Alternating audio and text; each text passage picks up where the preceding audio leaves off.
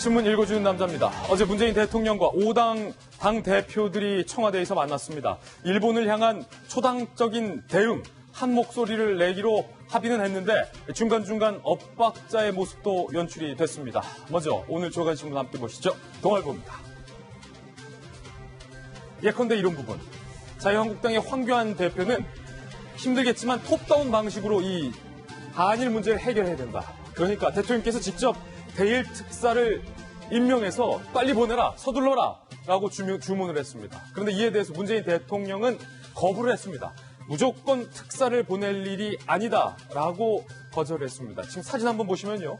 문재인 대통령과 황교안 대표가 이렇게 둘이 따로 창가 쪽으로 가서 뭔가 은밀히 대화를 한 1분에서 2분, 3분은 좀 안 되는 시간 동안 두 분이 대화를 나눴습니다. 이게 지금 미공개입니다. 과연 문 대통령과 황교안 대표, 대통령이 황 대표의 팔을 부드럽게 잡고 이런 얘기를 나눴다는데 어떤 얘기를 둘이 나눴을지 잠시 후에 한번 이야기 나눠보겠습니다.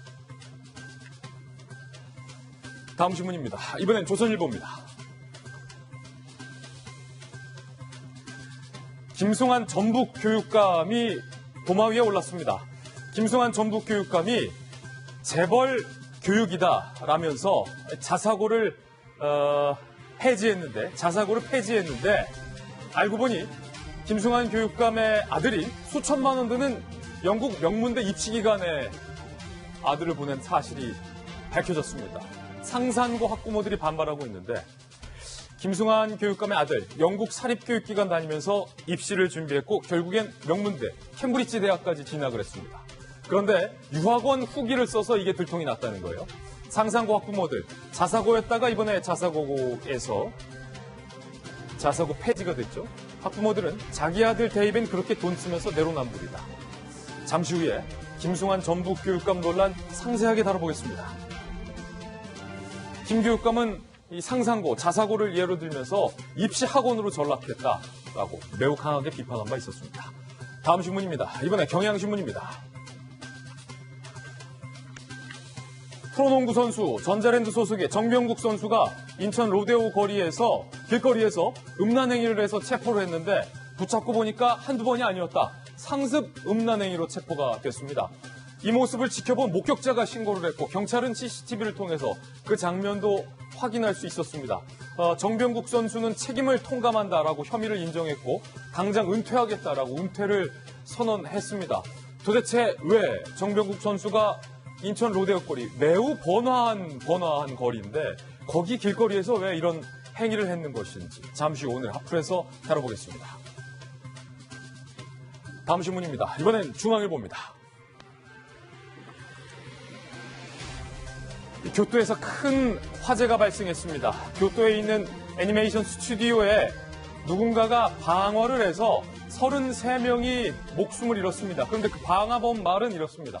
표절이나 하고 불을 지른 거죠. 일본 참의원 선거 직전에 최악의 참사입니다. 죽어라! 라는 말을 외치면서 휘발유를 뿌려서 33명이 숨지고 36명이 부상을 당했습니다. 그런데 이 부상자 중에서 사망한 사람이 더 나올 수 있다라는 얘기가 일본에서 나오고 있습니다. 아베 총리는요, 너무 처참해서 할 말을 잃었다라고 이야기를 했습니다. 그런데 공교롭게 조금 전 주한 일본 대사관이 입주해 있는 건물에 한 남성이 차량에 불을 지르고 차량을 타고 일본 대사관 쪽으로 돌진을 했습니다. 그래서 일본 대사관에도 방화 사건이 조금 전 있었습니다. 그 영상 들어와 있는데요.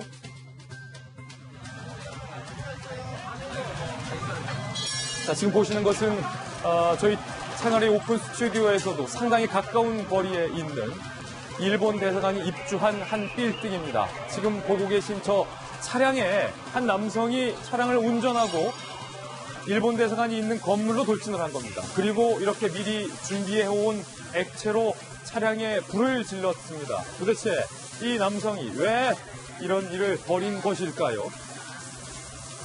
다행히 사망자나 큰 부상자는 없었습니다. 상당히 공교롭습니다. 다음 신문입니다. 이번엔 한국일보입니다. 10년 만에 최저 성장 위기에 한은이 조기 금리 인하를 단행했습니다. 그래프 한번 보실까요? 경제 성장률 추이입니다. 지금 보시면 2008년, 2009년에 글로벌 금융위기 때 당시에 한국의 경제 성장률이 0.8, 이때를 제외하고 지금 2.2%로 한국은행이 또 낮춰 잡았다는 겁니다. 10년 만에 최저 경제 성장이 되게 됩니다. 한은의 예측이 맞다면 10년 만에 최악의 경제 성장 상황을 대한민국은 목도하고 있는 겁니다. 결국 시장의 예상을 뒤집고 한국은행이 금리를 내렸습니다. 다음 신문입니다. 이번엔 한겨레 신문입니다.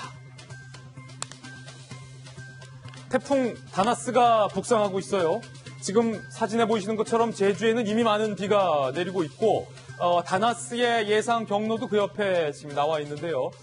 대한민국의 남부지방을 관통할 것으로 예상돼 있습니다. 21일 오후 3시가 돼서야 한반도를 이 태풍이 벗어나는데요.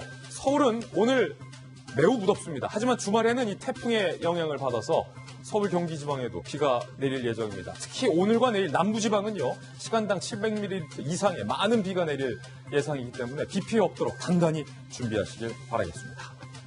지금까지 신문 읽어주는 남자였습니다.